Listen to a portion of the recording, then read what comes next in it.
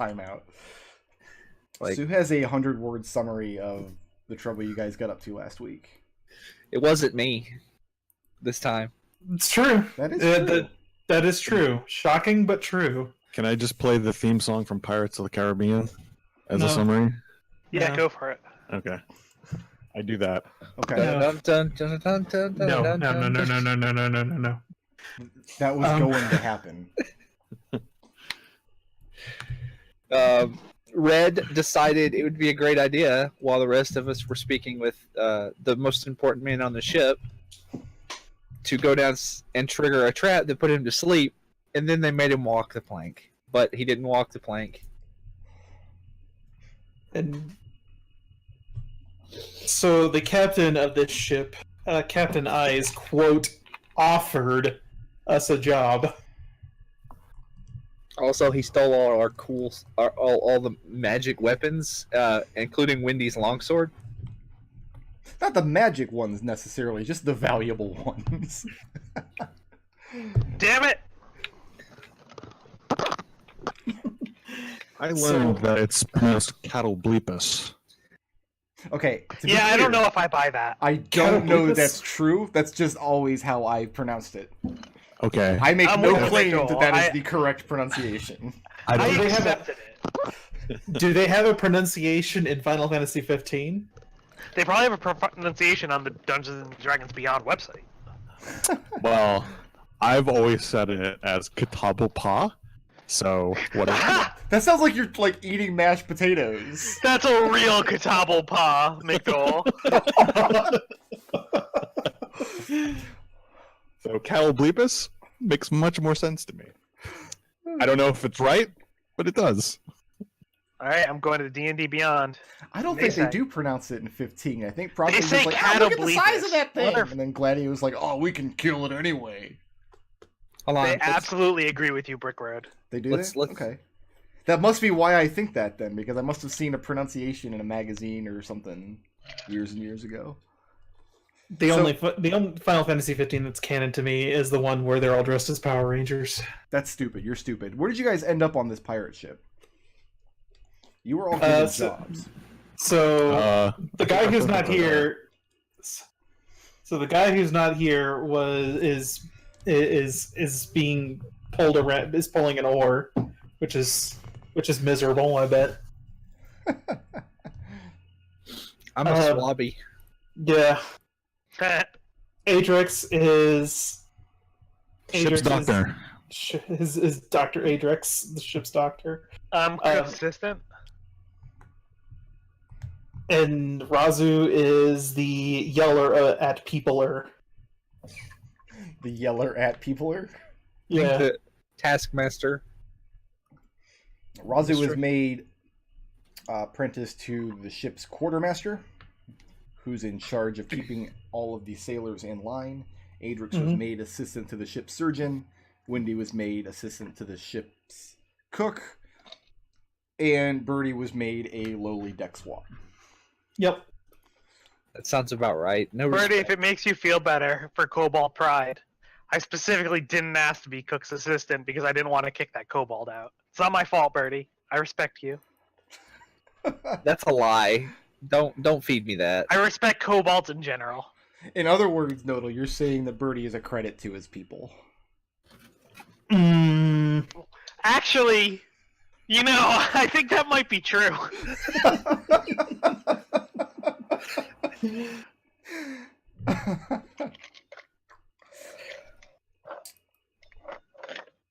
Birdie, for 3 hours every evening, they have you waking up, taking your meal in the evening, and doing work on the deck of the ship over the course of the night. Typically on a ship, I mean, both in the real world and in media, whenever you see pirates and stuff, at night, they literally have just a few people crewing the ship at night. Everybody else is sleeping. This is where the term skeleton crew comes from. But on this ship, in this magical world, where half of the people in the world have dark vision, the ship is always alive. To the point that your quarters here, back here in the crew quarters, you don't even have your own individual cot. The cot that you sleep on during the day is taken up by somebody else during the night. They call that hot wrecking. Oh, it's hot, baby. Here's the Navy man. So for 3 hours, your job is to go up top and holy stone the deck. And what the deck? That Holy sounded stone vulgar. the deck. It's a little vulgar. You've seen what their job is to like basically just scrub the deck with a brick in pirates movies and stuff. That's holy stoning. And the idea behind holy stoning is it doesn't actually do anything or improve the ship in any way. It just keeps the sailors occupied so you don't have any free time. So that's probably fair. That's probably a good idea, actually. That's probably the reason why you get this job is because you did mouth off to the captain about setting the ship on fire or something last week. No, I mouthed off to Red. It's not my fault the captain understood me. So just to refresh everybody's memories, because this session is mostly going to be about getting to know these characters a little better. Some of the officers aboard the ship. The captain, Captain Eyes, is a drow with a big frilly hat who doesn't come aboard the ship during the day. He keeps to his chambers in the day. He wakes up in the evening. His lady friend is the beautiful Calcine, who is the ship's navigator. The ship has a wizard who is kind of considered outside of the standard nautical hierarchy. A yak man named Rhodos. I thought he was a thaumaturge. He's an alchemist and thaumaturge. A And wizard, is he a mage? alchemist, and thaumaturge. Right. The ship's bosun. The bosun's job is basically to keep track of the ship's supplies, and he oversees and delegates repairs and things like that. The ship's bosun is Rosh Aldosh, a green dragonborn. Raazu's best friend is the ship quartermaster Ned Noakes. Ned Noakes is the only human aboard the ship, and he is gigantic. Adrex's boss is the ship's surgeon Yashnars, a young green orc with a tattoo on his head. There are 2 lookouts aboard the ship, a day and a night lookout. During the day, the lookout is C. She is an Aarakocra that cannot fly. And at night, the lookout's name is Scampers. He's the only kobold amongst the officers.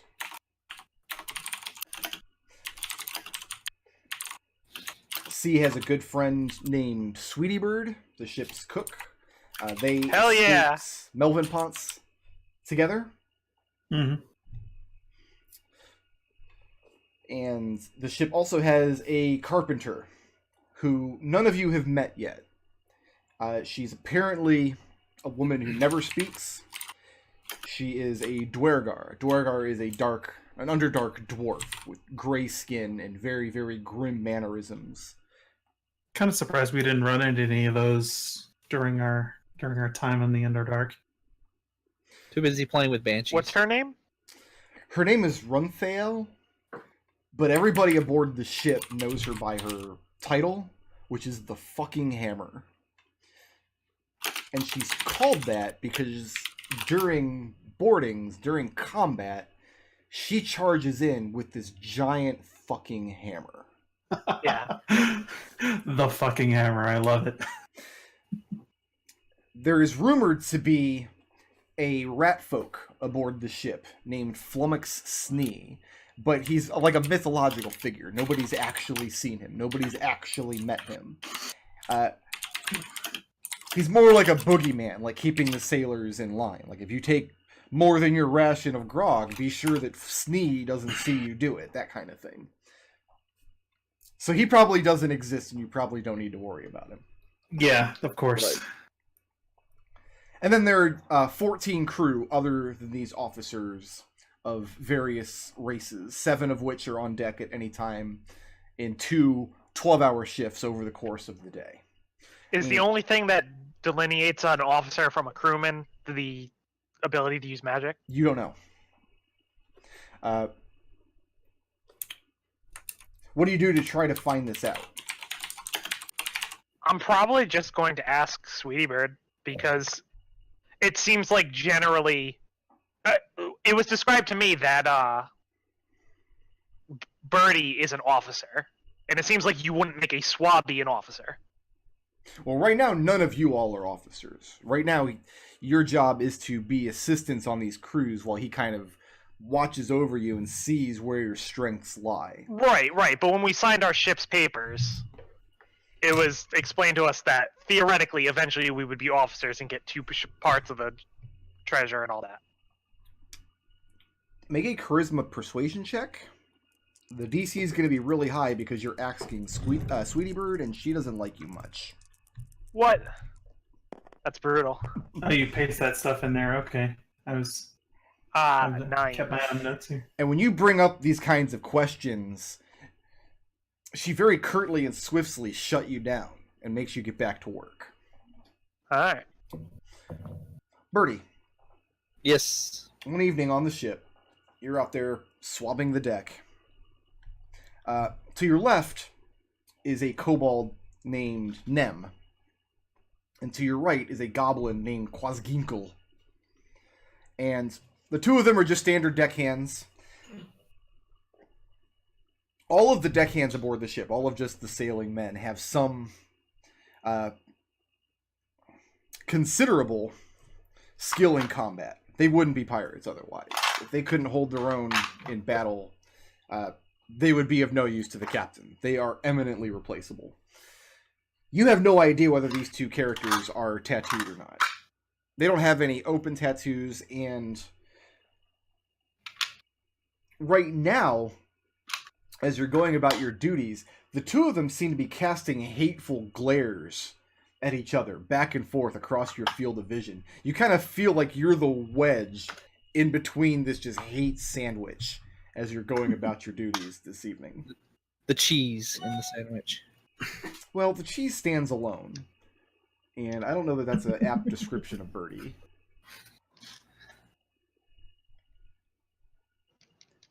I have nothing to say to that. So what is a typical evening for Birdie like aboard the ship? Like, do you just do your duties, keep your head down?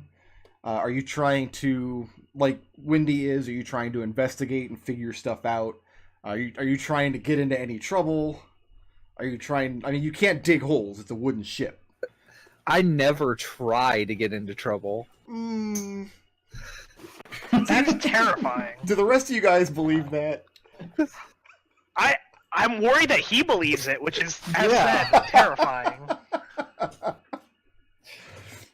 So, I mean, Birdie would be like trying to look up people's skirts and stuff to see tattoos. Okay, Right, then. not trying to get in trouble. Yeah, not at all. Well, then. But like, he wouldn't just be So- like any random person, just the people around him. Rhodos wears robes, but his tattoo is on his forehead. In fact, he shaves and parts the fur on his head and shows it off proudly. Unless Wendy does, I don't know if any of the other women on the ship wear skirts. It was like a theoretical skirts, like just trying to... Okay. You guys don't have any access at the moment to Captain Eyes or Calcine. There are too many ranks above you. If you have anything you need to tell to Captain Eyes or Calcine, if it's about another crewman, you're to go to Ned Noakes. If it's about the ship or its stores, you're to go to Aldosh. Birdie, when are you doing this? Like during your shift when you're supposed to be working, or do you stay awake during the day at some point during your free time? Like, if I could get away with it during my shift, I would totally do it during then. And if I could sneak in there, I would also probably... Like, when does he ever leave his quarters? I mean, he does. He takes his meals. Usually he dines with the captain, but sometimes he dines with the other officers. It seems like Rhodos has a pretty good relationship with most of the other officers. Most of the crewmen kind of don't understand his purpose. He keeps to himself. He seems to be above the ship's hierarchy. He's the only person on the ship that doesn't answer to Noakes. Like, the first thing I would do is ask him if he would share his information. Like ask him if there's anything he could teach me. And then if he doesn't, then I would probably want to sneak in there and look and see if he's got his stuff. So you're going to ask him during the day? Yeah. Okay. And he has nothing he's going to share with you. Like, make an insight check. Charisma insight. 20, nat 20. He has an understanding of what the various runes are on the ship. That's his job. That's one of the reasons Captain Eyes has him here, to keep track of these various tattoos and make sure that his officers can do the things that they say that they're able to do. The exceptions right now would be you and your companions, because as far as I know, nobody has told him yet, and Captain Eyes has even told you that that will come in due time. First, let's see how we work together on this ship. But no, Raazu did Rhodos give a isn't going to share demonstration. any of his secrets with a lowly deckhand. He does seem quite pleasurable just as far as keeping company with. He doesn't turn you away when you come knocking on his door. He welcomes you in. He does talk down to you quite a bit. He certainly thinks he's way smarter than you. And, like, if you ever steer the conversation, like, oh, I also have a really high intelligence, I know these spells. He's, like, kind of pats you on the head. Yes, of course you do. That's very nice.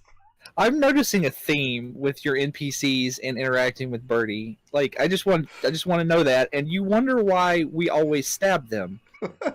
I'm just saying, in Session 0, you had the chance to play any of a variety of races, and you decided to play a Kobold. So, why is this on me?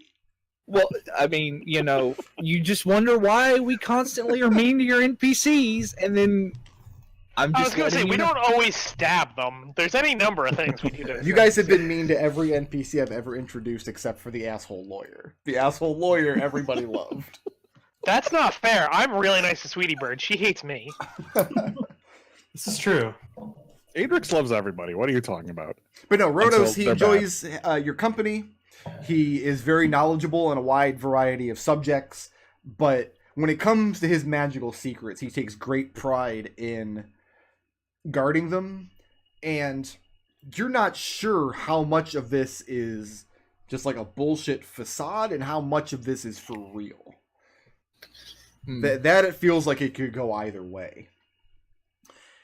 Now, so you want to know a time when he's not going to be in his room where you can sneak in and poke around? Yes. Okay, that's going to happen most likely during your shift at some point. The best time would be on an evening when he goes and dines with the captain, which for Rhodos' evening meal and the captain's breakfast meal. After watching for a few days, he doesn't have a set routine, but it does seem pretty common that the captain will invite him in for a meal, and that seems to be the best way to get into his offices. This would be at the beginning of your shift, when you're supposed to be out doing something else. So if you get caught, you'd have... Right now, you probably have to be turned over and have to answer to Raazu. Oh, okay. She would be doing Noakes' job at night. Well, okay then. That makes me feel immensely better. So Raazu's in charge of the night shift. We'll get to you, don't worry. But in Okay. general, yes. I like this. Like- This is the one I played 5th edition D&D for years and years now, and you have the one player who has no compunction about actually whipping you to death, and you're like, oh, that makes me feel good that he's in charge. Well, yeah, but most people he meets have no compunction with whipping him to death. So why don't you go ahead and... Well, let me give you a quick rundown of what's in this back half of the ship here. This room here, you have a workshop where at nights you can hear the fucking hammer in there working on whatever parts of repairs need to be worked on. That's her shop. Back here are petty stores, just generic stuff that people aboard the ship would need, like cleaning supplies, buckets, bricks for holy stoning, things that would need to be stored and retrieved many times over the course of the day. There's an officer's mess here, which at this point in the evening, all of the day officers would be in their dining. Over here is an officer's cabin, kind of like a lounge area. And then M and N are both Rhodos's rooms. N is his personal quarters, and then M is his like workshop. So a considerable amount of the deck is given over to Rhodos. So why don't you make me a stealth check and roll really high, because you're sneaking past most of the officers in this room. That is a 19. 19. Now make me an Arcana check. You can make this at advantage. I guess you don't have to. He doesn't have to. The doors... Well, which one of these doors are you trying? This actually does make a difference. The one going into his shop? Yeah. Okay. The door's locked. And as you're reaching for your lockpicks, you're thinking, well, wait a minute. Red tried this on a door downstairs. And you stop yourself. And you examine the lock. And using your knowledge of Arcana, you're reasonably sure this door is magically trapped. And the way through it is to speak a password. In addition to just having a mechanical lock.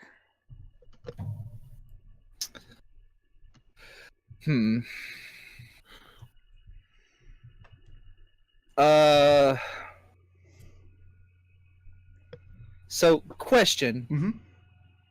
The spellstone of Extract Rune. Yeah. Could I use that on the lock and get the spellstone for whatever, get the rune for whatever is on there? If I took the 10 minutes. You would have to disassemble this door, take the actual locking mechanism somewhere. Uh-huh. But in general, I would say no. That was not really something I was thinking to do, because I think it would be noticed if part of the lock were disintegrated. But that was just something that popped in my head, just wondering if I could do in the future. Well, and looking at the door, that wouldn't actually unlock the door, because the magic, whatever part of it is magic and has like a spell imbued into it. Probably the lock itself doesn't actually have a spell imbued to it the way that wands and potions do. Probably it's just under some kind of magical effect. Yeah. Even if it did have a spell imbued that used Extract Rune, it probably wouldn't damage the actual mechanical structure of the lock. You'd still have to pick it open. What about his bedroom? And turning around, and it's also locked. And you get the same sense of it's probably also requires a password to enter. Yeah, I don't feel like walking the plank, so I'm just going to calmly sneak back out and go about my shift and for your now. Stealth was a 19? Yeah. Raazu, make a perception check. Roll higher than 19. I will do my best.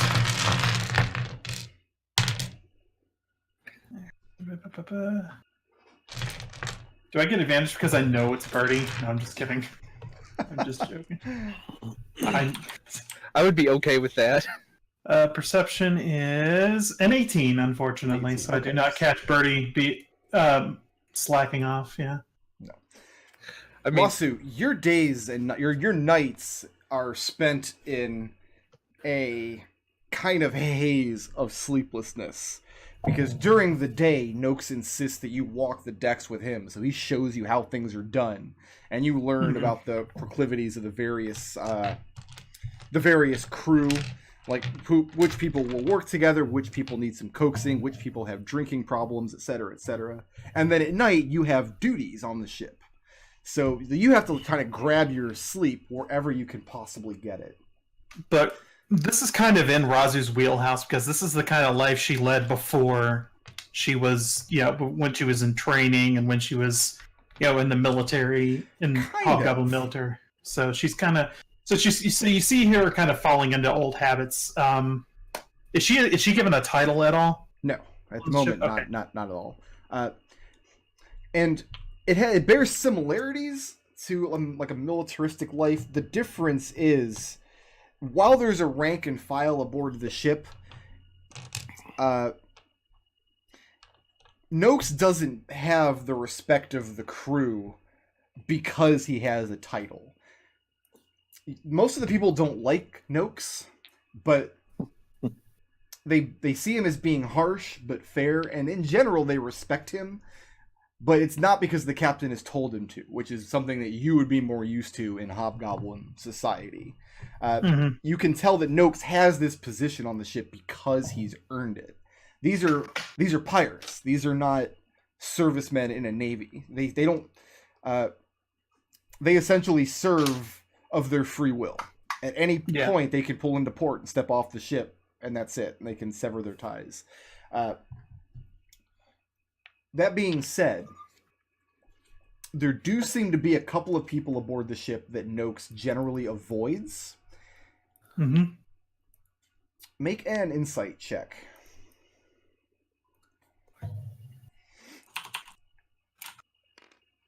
Insight is 11. An 11. One of the daytime seamen, his name is Amvag, and he's an orc. Mm-hmm. And during the day, going about Noakes' duties, he loves to order people around. He loves to throw his weight around and make sure everybody knows that he's the boss and he's in charge. He doesn't seem to take any particular pleasure in doling out punishment, but at the same time, he usually doesn't have to. There's really very little reason to aboard the ship. Everybody has their job and everybody knows to do it. Everybody knows that the ship works best if they do it. So you don't actually see any firsthand evidence of him being cruel or brutal at all. However, he gives this Amvag a very, very wide berth.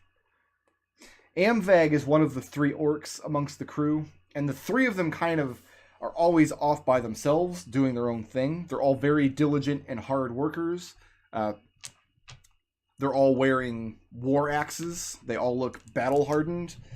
But you can see that Noakes doesn't like to get in their way, and vice versa.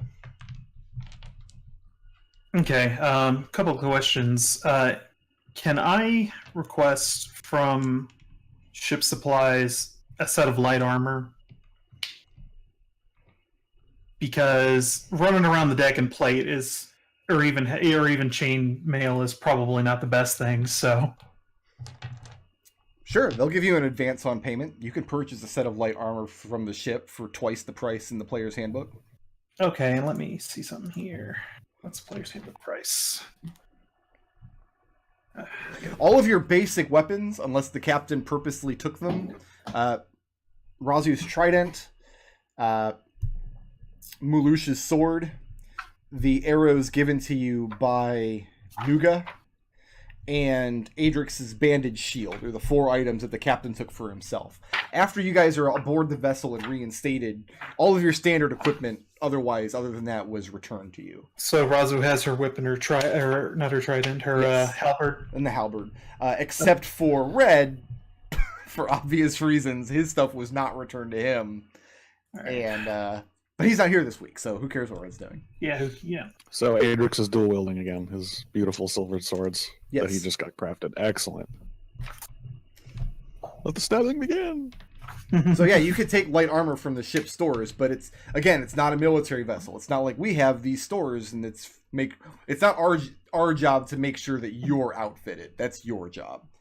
But yeah, they'll give you an advance of this for the time being. You pay down this gold, and then when you take your first part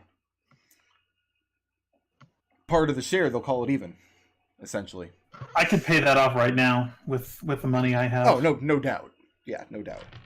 Okay, then I will do so. And it's actually... There's no blacksmith aboard the ship. There's no armorer here.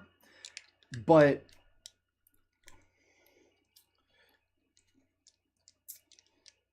Rumthael has some experience in this. So, I mean, they turn over this armor, and it will have to be altered a little bit so it fits your form. And you're told that you approach Rumthael's shop, that she might be able to make these alterations for you. But so far you haven't actually met her. You've just heard her name, and everybody seems to have a reverence for her in her skill in battle. But other than that, nobody goes and requests stuff of her unless they absolutely positively need to. So what armor did you purchase? Leather armor. Leather armor, and what AC does that give you? AC 11, so I have an AC of 12. Okay. Okay. So what is a typical day in Raazu's life like on this ship? We already know that Birdie's trying to get in trouble. I'm not trying. I'm trying not to get in trouble. She meets with the night crew on the deck every night. Calls roll. She runs it very regimented, very strictly. She's not really lackadaisical, as you could probably imagine. If anybody speaks out of turn, then she's very forceful. Wow, Birdie must get hit a lot. The night watchman, who the deck affectionately refers to as Scampers, because he's a kobold and nobody respects kobolds. The first thing you learn about Scampers is that he's just resigned to this nickname. You can tell that he hates it, but he's done fighting it. The other thing you learn about Scampers is that when he takes his position up in the crow's nest, he's always carrying a spyglass with him, a leather-bound spyglass. And the third thing you learn about Scampers is that he always, 100% of the time, seems high as fuck. This guy is always stoned on something. Okay. As long as he can spot things, that's... He is consistently late to roll call. Sometimes he doesn't show up at all. When you confront him about things, he kind of treats you like your authority is made up. Good luck trying to go over his head about anything. And he's wily. He's fast and dexterous, so you have a hard time even catching him. He'll climb his way up the crow's nest, and just mid-sentence, while you're confronting him and talking about something, he'll just be like, yeah, I'm done with this conversation, and scamper his way up. And you're thinking, that's probably why he's called that. Other than that, the regimented, over the course of a couple of days, the crew kind of falls into what is, for them, a new routine. And there's some grumbling, but as long as everybody gets their rations of booze and the work isn't too hard and you don't go out of your way to beat people unnecessarily. No, Raazu does not. So things kind of fall into a nice routine. Yeah. Wendy. Yeah. Sweetie Bird doesn't trust you to do anything but fetch stuff for her. Mm. So if you were thinking you would take this part on the ship and try to advance your cooking skill, you find that Sweetie Bird is a very impatient and unwilling teacher. Your job in her kitchen is to stay out of her way and hand her things when she asks, which is very rarely. She's like a mean Italian grandmother. Yeah, but that's fine. Like, if I can just... Listen, I know she knows her stuff. I just need to pay attention. Make an insight check. Hmm?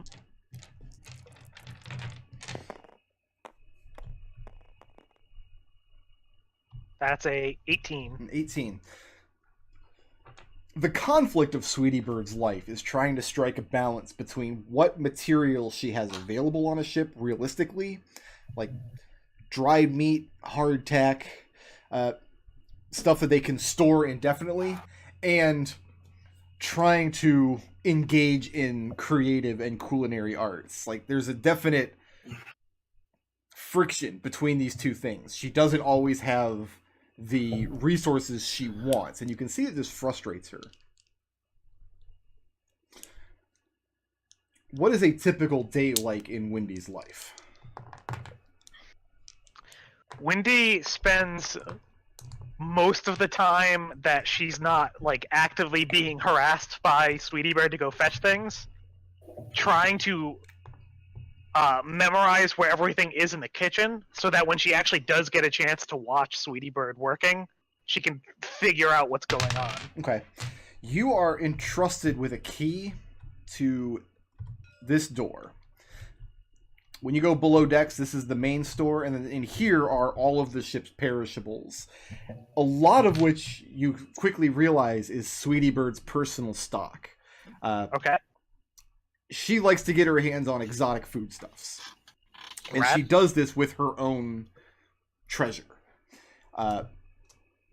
Sometimes she seems very generous with these gifts. She likes to make lavish meals for her friends, and especially for the captain aboard the ship.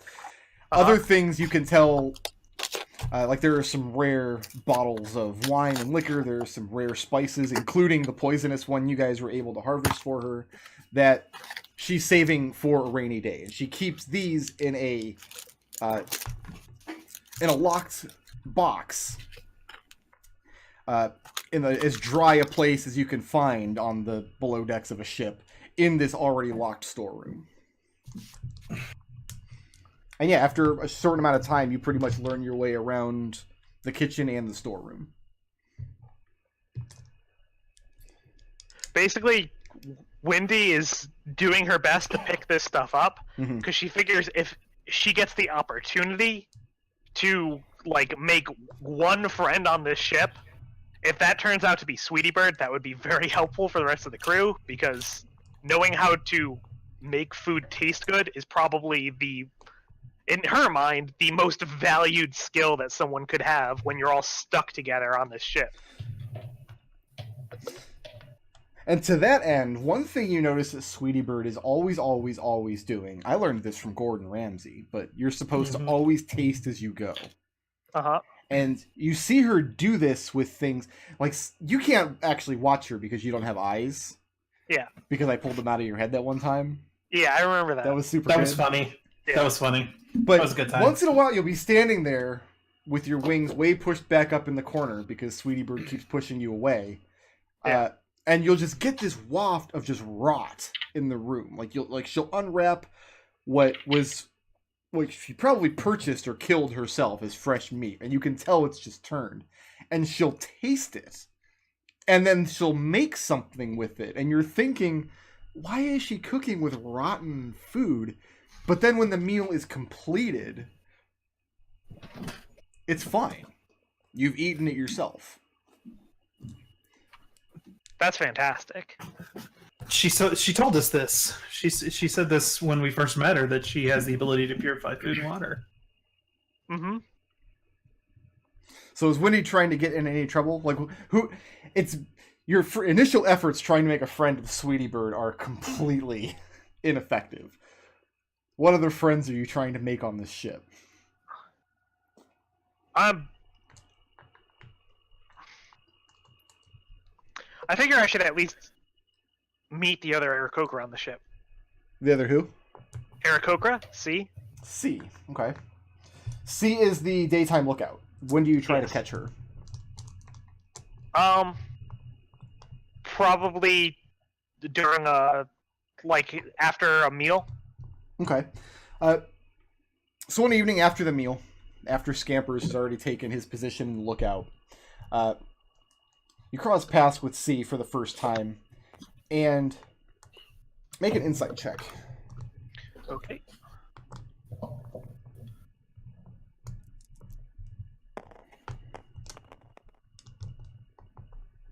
That's a 26. Your initial read on C is complete naivety. You know that she's been through some trauma because she escaped from imprisonment in the human nations to the south, and also you've been told that she can't fly. And in fact, your initial meeting with her is that she makes a remark to the extent of like she's at least like you're not here to take her job.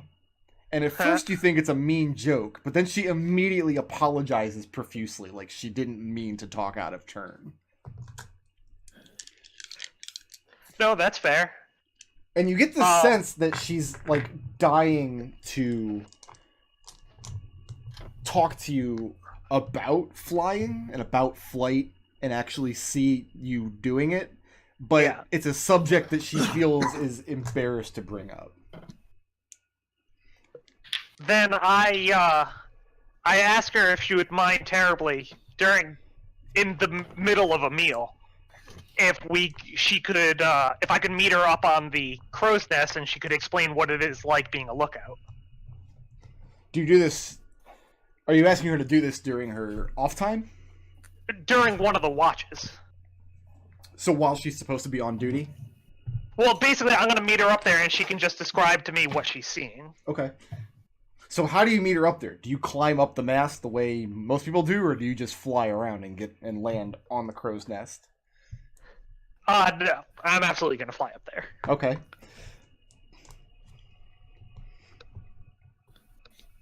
But I'm, like, not going to mention it. I'm just going to try to get her to talk about sight.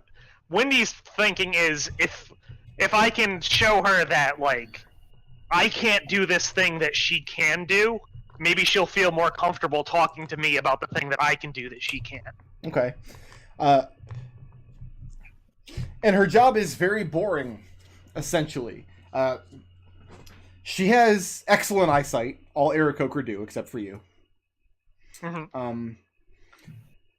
And in speaking to her, she's definitely from like a different offshoot of the Aarakocra race. You and she have very different lineages, where you are from the high mountains and you came from this kind of very religious and monastic society. She doesn't really know a lot about her family. She was taken either as an egg or as a hatchling by humans. She doesn't know where she's from, but her eyesight is better than yours ever was. And this is why she's in this position. Mm-hmm. Typically, on a typical day, if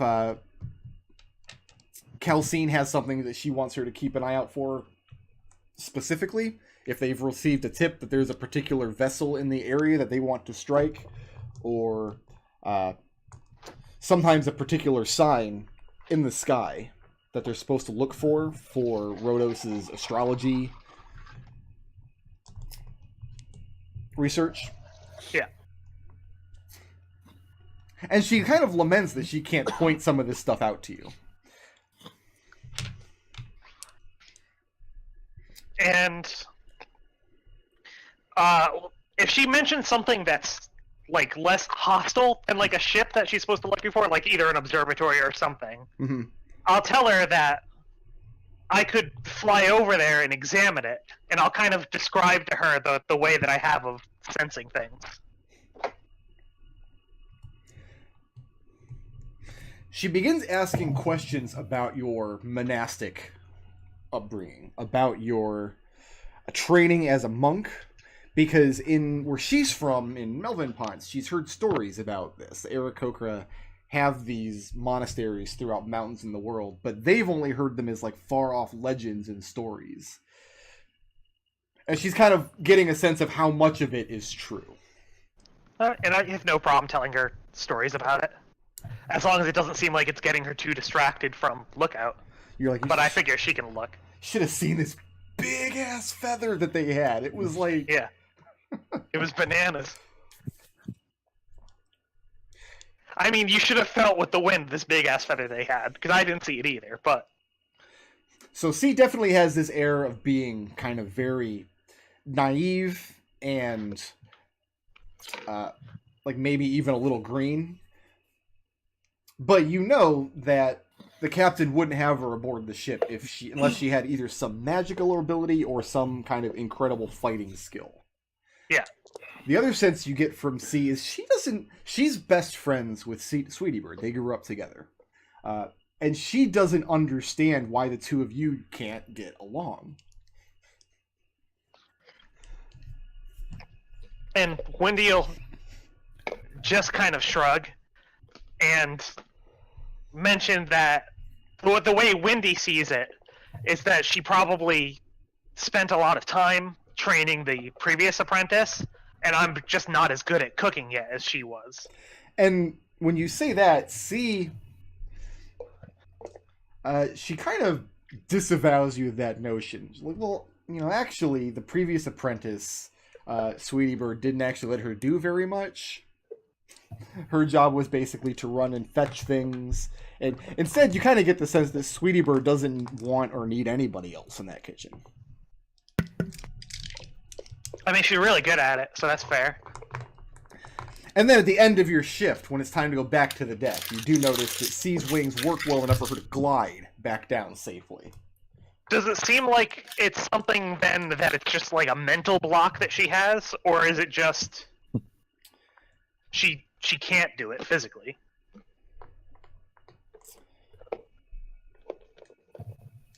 That's something you'd have to ask one of your companions, because that's something you're not going to be able to determine without being able to see her. Okay. To hear her describe it, she's just never been able to fly. She was under the impression that only some Aarakocra could fly, because that's what was taught to her by humans that were keeping her in captivity.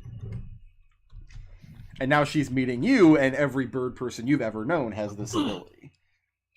Okay. So then, just so that we can move on, if we ever have any more periods of like days going on and you're wondering what Wendy's goals are here, the two things that Wendy would like to accomplish is to teach Sweetie Bird how to fight and teach this bird how to fly. So, because Adrex was able to overpower Sweetie Bird, you're assuming she doesn't know how to fight? I'm assuming that she doesn't have the confidence, because she seemed very embarrassed and like unsure of her combat role as a pirate. Okay. I think that I could maybe give her a few tips. Speaking of Adrex, It's your turn. It is my turn. your and Yashnar's days are very leisurely for the first week or so you're aboard the ship, because there hasn't been any active combat for a little while. Okay. There hasn't been any lives to save. Yashnar's is very meticulous in keeping his surgery, and just like Sweetie Bird, you get the sense that he invests a lot of his own treasure back into this surgery. A lot of the poultices and herbs and surgeon's tools that he uses in his work were acquired at his own expense. Adrex you're trained as like a field medic, right? Yeah. Let's start there. Well, I mean, you're literally skilled in medicine. Yes, I am trained in medicine. Okay. So knowing that there's somebody that has that same skill, but on like a more formal stage, you can see without magic entering into it, which apparently he's also capable of. You can see how some of the tools and techniques that he has here would be able to save lives and heal things that you wouldn't have any chance of doing in the field. Interesting. So, Okay. unlike Sweetie Bird, he is a very capable and very willing teacher. So a lot of your days is going... He's got his anatomy books. He's got all of these tools and poultices that all have a story behind them. But I do notice that he's the surgeon, and this is not necessarily a health physician's office. It doesn't seem like there's general upkeep of like the crew's mental state, of their physical state, or like of their spiritual state at all. It feels like as soon as there's like a problem, like someone's bleeding, it's come up and fix it, right? So, as to their physical state, and Yashnar's, he takes great pride in this, that most ships, most pirate vessels like this, wouldn't even have a surgeon of any kind of caliber. Right. And and that kind of gives the deceit an edge in his mind. He takes great pride in his skill and his equipment in being able to take a fighting man who's been injured really badly and work his trade, and then after a couple of days, that man's back in the crew. Whereas on a standard ship, even just a general injury on deck could put somebody out of commission, and then there's no more use for that man. As far as mental state, you get good insight into Yashnar's one evening. After your evening meal, Scampers, the night lookout, comes into the room. And he has a brief conversation with Yasnars in a version of Draconic that you know primarily as like a Kobold pidgin, where Scampers asks for his medicine, and he does so very, like, with great offense. Like, he shouldn't have to ask. Make an insight check. I'm good at these. Oh wow, 19. Okay. He is speaking Draconic, so you can tell what he says, even though he's speaking a dialect that, until you met Birdie, you probably considered to always be beneath you. Or maybe even after meeting Birdie, you still think that. I don't know. But he comes in, he asks for his medicine, and Scampers really doesn't like that he has to ask for this. He takes this as a great affront. Yashnar is very dispassionately just gives him some quantity of, if he takes some quantity of herbs and puts them into a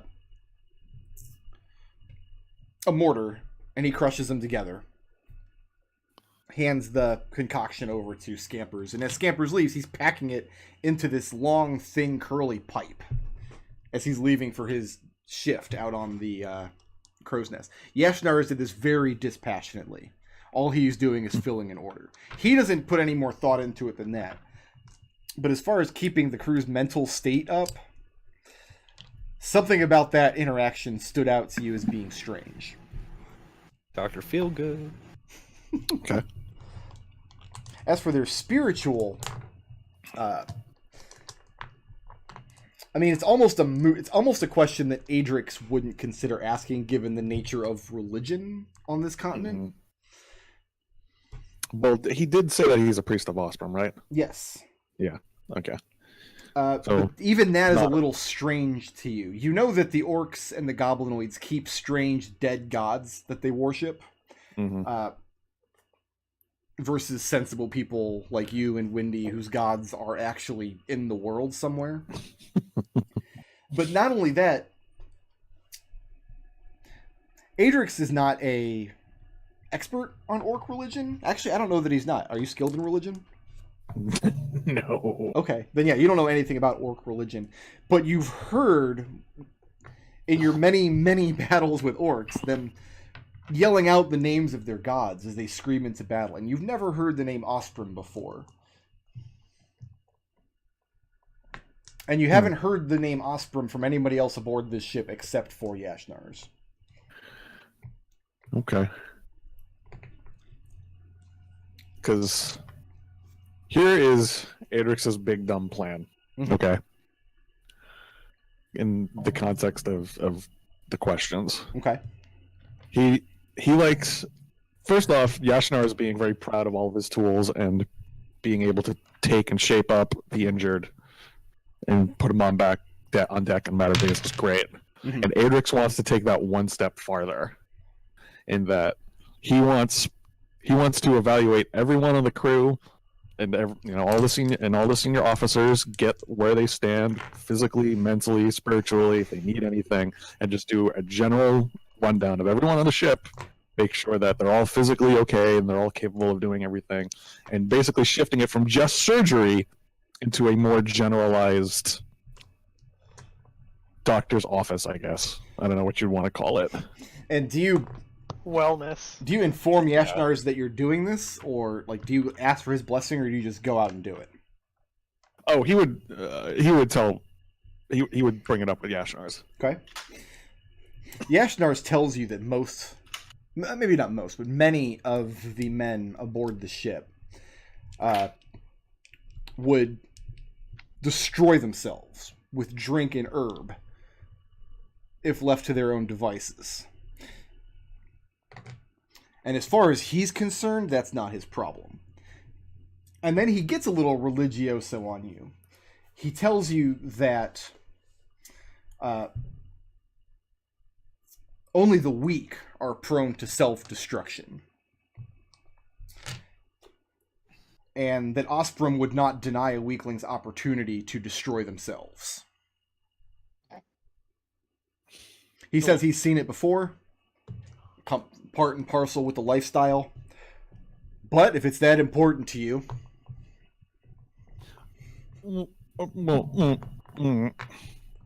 Okay. What does Osprey feel about taking the weak and making them strong? Again, that's not her job. Okay. That's odd. Yashnars tells you that circumstances are what made him strong. He served aboard an orcish ship that was struck by a great storm that shattered and destroyed the boat, killed all of the men except for him. And he found himself stranded on an island with very little resources. And that when he first washed up there, having lived his whole life believing in these dead gods, the war gods of the orcs and whatnot, knowing that death meant that he would go into the battlefields of the afterlife where he could fight with honor. At first he felt like he had been denied that he was going to either starve or injure himself on this island, die dishonorably, and be denied the afterlife that he was promised. But instead of giving up, he decided to redouble his efforts. If he wanted to live to fight another day, find another battlefield, he was going to have to survive this ordeal first. And he became the master of that island. He bent its resources to his will. He persevered through it. And in doing that, he came to know Osprey. In being self-sufficient and creating his own life and his own destiny, he came to know the Lady of the Seas. Adrex gives a very puzzled look. It's not his usual look of, I don't understand what you're trying to tell me. It's more of a, what you say and what you do not make sense in my head. They're conflicting in my head. Okay. That kind of look. He then asks some questions about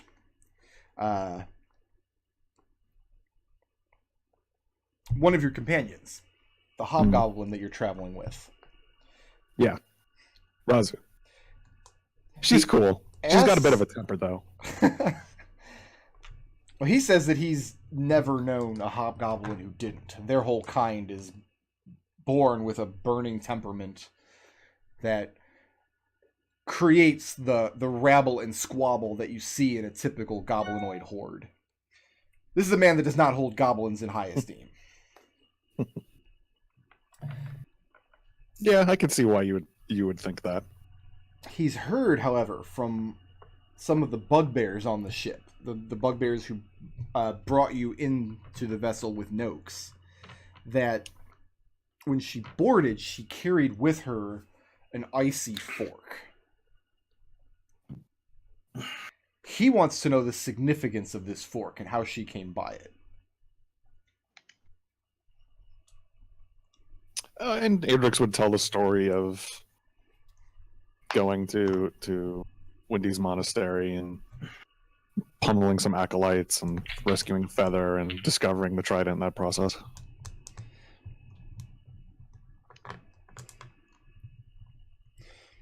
And he listens to the story and does not push any further questions.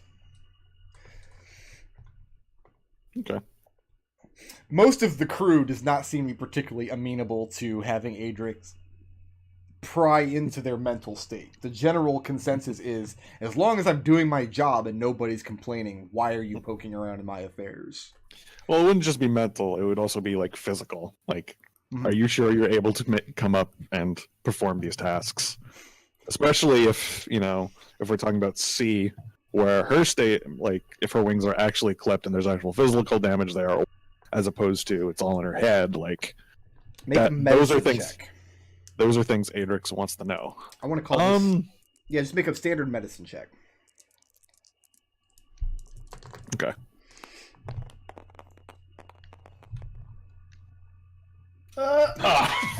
Almost got there. I'm gonna. Blip it. Yeah, I'm gonna blip it. Okay. Much There you better. go. It is a 23. You never see C unfurl her wings the way Wendy does. Wendy feels very at home in her wings. She flies everywhere. She feels very comfortable with them. Her clothes are purposely made to give her full range of movements. C, you only see her use her wings when she comes down from the crow's nest. Other than that, they're always folded up on her back. But even just the way that she carries them, you can tell there's a major difference between she and Wendy.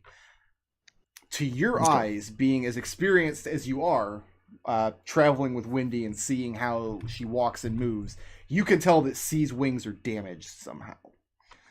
Okay. You're pretty sure that, in fact, you're certain, having watched and been so close to Wendy for so long, that her affliction is physical. She is not able to fly. Okay. And one more thing. If Yashnars hates giving Scampers his medicine so much, Adrex will opt to take that off of him. Oh, and start Yashnars doesn't doing it hate for doing it. He's very dispassionate about it. him. Okay. Scampers hates having to ask for it. That's the sense you got. Like, this Oh, okay. is something that he doesn't All right. believe he should be allowed to just have his stuff. Okay. That's got it.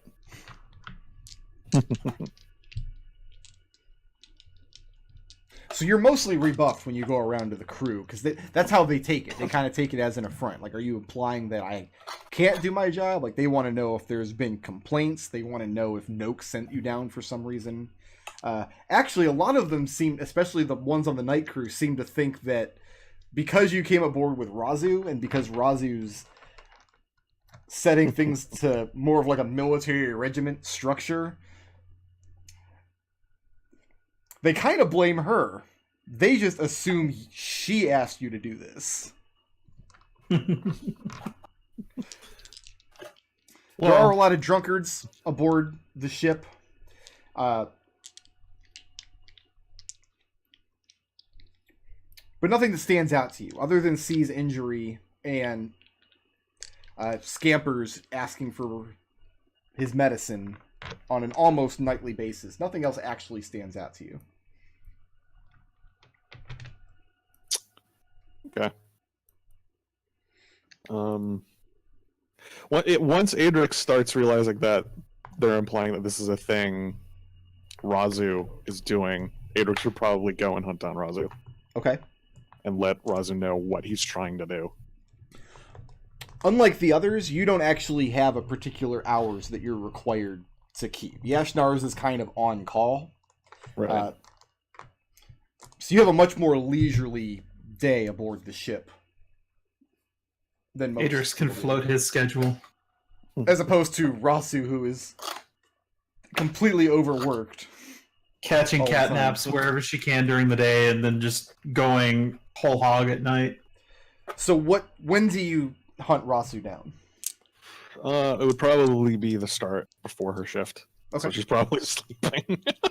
So yeah, Raazu, you're sleeping one day and Adrex is banging on your door. Adrex, this better be good. Oh, hey Raazu, were you sleeping? Adrex, this better be good. She's got the whip in her hand as she says this. And Adrex explains what he's trying to do, and that somehow the night crew are starting to blame Raazu. That like this was your idea. Like, no, I just want to get a general assessment of the health of the ship, make sure everyone's in tip-top condition, and that should the time comes, everyone can perform not only their duties amicably, but also in a stressful situation. Which, being pirates, I imagine that happens a lot. Raazu looks to. It's like, why are you bringing this shit to me? Like, I just got to sleep, and you're bringing this shit to me now of all times. Then she thinks on it. It says, "Actually, that's very canny, Adrex, and I'll address it when my shift is about to start." Thank you. She closes the door in your face, goes back to her rack, and passes out again. And Adrex makes a note that he's concerned about Raazu. Raazu seems like she's not getting enough sleep. That's pretty much what the note is. And eventually, when the word gets back around to you, Adrex will share with you what he's learned about C. Yeah. Well, maybe that's something that, if we work with her to improve her muscles, she wouldn't have used them in all this time. Well, it's not just a muscle usage thing, right? There is some sort of deformity or damage, and unless I get a very good hands-on view, I don't think I can say for certain what it is, other than it's certainly a physical ailment of some kind. No, you need her in the actual surgery for examination to tell more detail. I'll keep talking to her, and if I get the sense that she'd be comfortable with it, I'll see what I can do. Okay. So is that Wendy's goal now? Yeah. Make a persuasion check.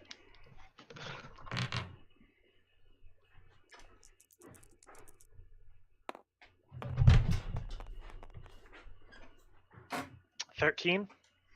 13.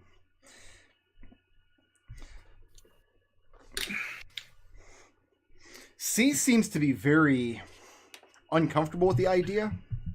And at first, you're thinking it's just that embarrassment kind of creeping back in. But then you determine it seems more like she has a problem with Adrex in particular. And the reason you think that is because over the course of your conversations about the various officers, she also seems to be very wary of the ship's bosun, Aldash. There's something about Dragonborn that she doesn't like. That's interesting. What is it? Because Adrex, from what he's told me, is very unlike other Dragonborn. But knowing only Adrex, I don't really know how that is. But Adrex himself is a big old teddy bear. A big teddy bear with very, very sharp swords. Yes. Which are sometimes on fire. Only sometimes. Do you ask her that straight out? I'll probably just try to, the Wendy special, just try to, get to it through other ways. Okay. Make an insight check.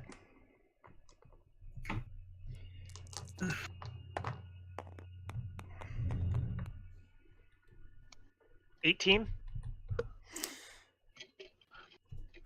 You recall a conversation you had with, I believe it was Bronzel.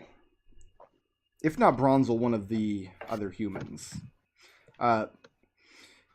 About particular peoples in human society that are half-breeds. Mm-hmm. Who Bronzel spoke of as being the Diabolics, the Primordics, and the Angelics. Mm-hmm.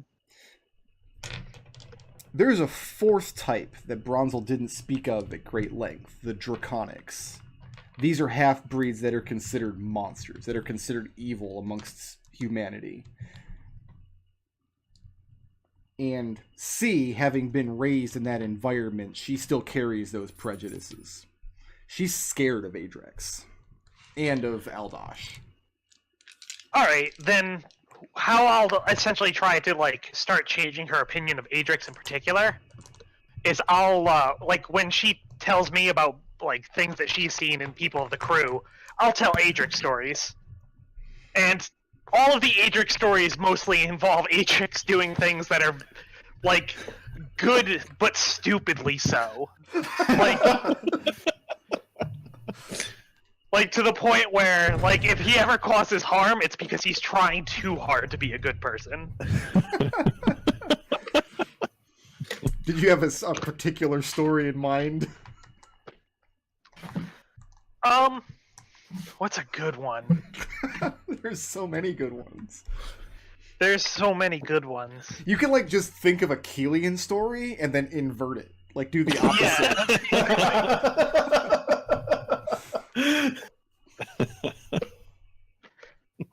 Maybe the one where he got us. How was it that you got us in trouble with that one half dragon woman? Huyan? There was something that like. No, I'll just tell one of the fake stories. About how he's an elf expert? Yeah, how the times when he got us all killed because we had to go help someone. Okay.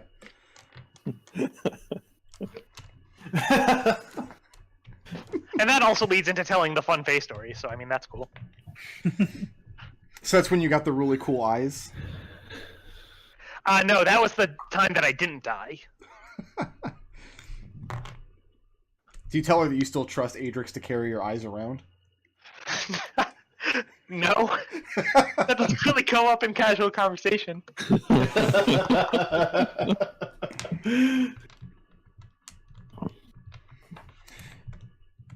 And she enjoys hearing these stories. You can tell that she's seen quite a bit of just adventure and such on the high seas, and that you guys have been doing the same kind of thing on the land. She's especially interested in hearing about these stories about your trips into the Underdark, because her captain is a drow and her ship's carpenter is a Dwergar, but the Underdark is like this kind of strange and unwelcoming place. Everybody who's from there, who doesn't live there anymore, has kind of escaped from there. And that's been her life experience as well. So she's especially interested in any Underdark stories that you have about Adrex. Mm-hmm. And I'll tell those. After a couple days of working and kind of gaining her trust and sharing stories back and forth, she asks you why you think Adrex can help her be able to fly. And I tell her that, first of all, it's not so much that I'm sure that he can, it's that there's so many different circumstances where, because you don't know that it's possible, or because you haven't tried, that you don't even try making things useful that could be. And it bothers me that she's concerned about this and that she thinks that this is impossible for her. Mm-hmm. And she hasn't done everything she can to make sure that this is actually something she can. And that your advice is to let Adrex examine her. Right, because knowing Adrex, if he thinks that he could cause harm in trying to help her, he won't do it.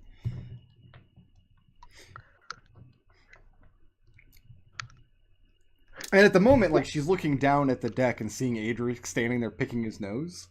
Uh-huh. No, he is not picking his nose, okay? No. No, his tail is between his legs, and he's making obscene gestures with it to the other crewmen. To their Just making great them laugh. delight. Adrex is very well loved amongst the crew. Birdie. Most popular pirate. One night before a shift, Nem comes up to you, one of the kobolds that you scrub the decks with. The one who is glaring at the goblin that you also scrub the decks with. He asks you one night how many rations of rum you're given. He seems very upset about something. Birdie would reply that he doesn't drink. Then he wants to know what you do with your rations of rum that you're given.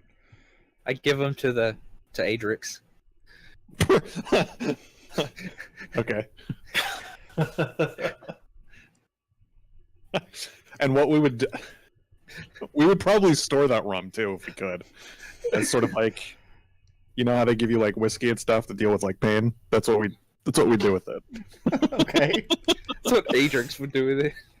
That is what Adrex will do with Nem's it. eyes get real wide, and he says if you don't want it, that he'll give you coin for it, for your extra rations that you don't need.